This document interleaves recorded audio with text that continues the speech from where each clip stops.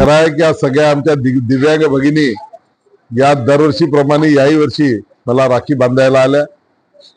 या बहिणींची प्रेम, करुणा, ममता पाहिल्यानंतर कोणत्या तरी जन्मामध्ये आपण पुण्य केलं असेल तेव्हा त्या बहिणींचं इतकं प्रेम मला मिळालं आहे।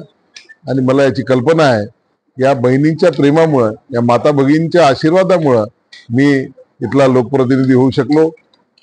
अनेक भगिनींची जेव्हा चर्चा करताना लक्षात येते त्या दिव्यांग जरी शरीराने असल्या तरी पण त्यांचं मन इतकं मजबूत आहे, येणाऱ्या कोणत्याही संकटाला पुढे जाण्याची त्यांच्यामध्ये ती ताकद आहे, ती खरंच सगळ्यांसाठी प्रेरणादायी आहे। मी स्वतःला भाग्यशाली समजतो की आजच्या या सगळ्या प्रसंगी बहिणींशी मला बोलता आलं, त्यांच्याशी संवाद साधता आला। आणि निश्चितपणे काही गोष्टी दिव्यांगांच्या करता आपल्याला करण्याची आवश्यकता आहे, त्याही शासनाच्या माध्यमातून कशा पूर्ण करता येईल याचा एक विचार आपण करतोय। सगळ्या ग्रामपंचायतला सांगितलं की त्यांच्या गावामध्ये असलेल्या दिव्यांग व्यक्तींचं जर त्यांनी नाव दिलं, त्यांना एक जागा अलोकेट करून दिली तर आपण अम्मा की दुकान म्हणून आपण त्या दिव्यांगांना देण्याचाही आपला संकल्प आहे।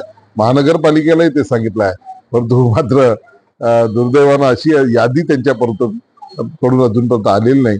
परंतु या दिव्यांग बांधवांच्या साठी अनेक गोष्टी करण्याची आज खऱ्या अर्थाने समाजात गरज आहे।